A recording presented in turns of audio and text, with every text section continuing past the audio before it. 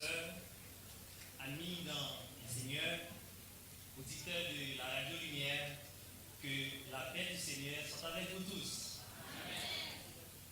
Le temps du réveil. Nous vivons une époque où le monde s'endort spirituellement. Le mal est banalisé. La foi s'est refroidie. Et beaucoup de croyants deviennent tièdes. Pourtant, Dieu nous appelle à un réveil profond et sincère. Ce n'est plus le temps de dormir, mais plutôt le temps du réveil. Romains 13, verset 11, cela importe d'autant plus que vous savez en quel temps nous sommes. C'est l'heure de vous réveiller en fin du sommeil. Car maintenant, le salut est plus près de nous que lorsque nous avons pris. Le réveil commence par une prise de conscience. Le réveil commence là où la lumière entre dans notre cœur.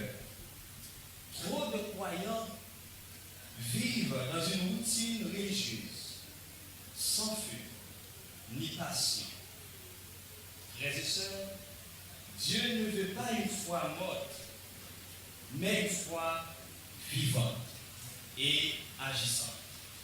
Éphésiens chapitre 5, le 14e verset, réveille-toi, toi qui dors.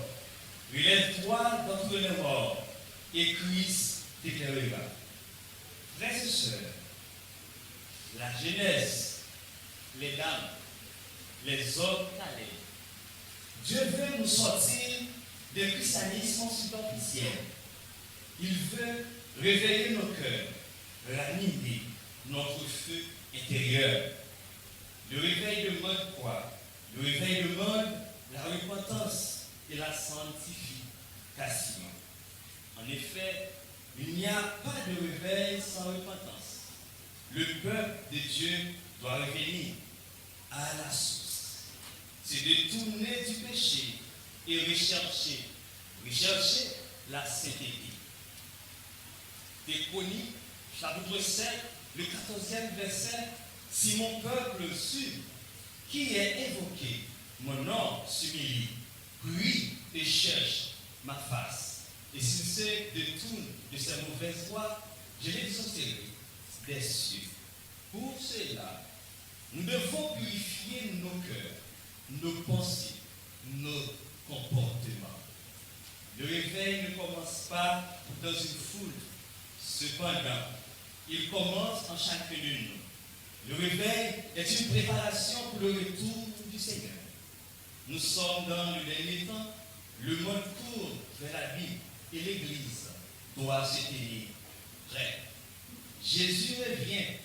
Au milieu de la nuit, on cria, voici le bout, allez à sa rencontre. Matthieu, chapitre 25, le 6e verset. D'où c'est l'appel du réveil.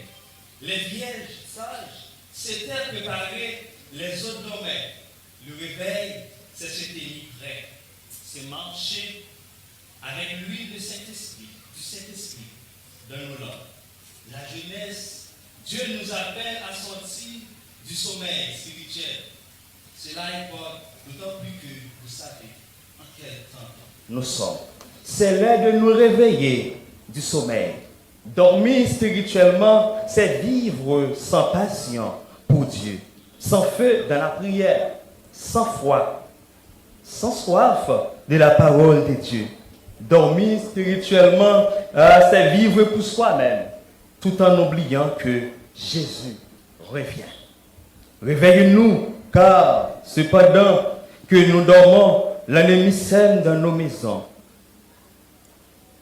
nos églises, nos cœurs. Pourquoi avons-nous besoin de réveil spirituel d'aujourd'hui? Qui sont concernés par le réveil? Est-ce que seulement les pasteurs ou les leaders, les frères musiciens? Nous avons besoin de réveil spirituel d'aujourd'hui parce que l'Église s'endormit spirituellement dans beaucoup de domaines. tiédeur, distraction, compromis avec le monde, perte de ferveur dans la prière et l'amour. Le mal progresse et s'en réveille. Nous risquons de perdre notre lumière. En ce qui astrait la deuxième interrogation du réveil, alors chaque croyant est concerné. Le réveil doit être commencé dans le cœur de chacun, enfant de Dieu. Ce n'est pas réservé aux dirigeants et aux responsables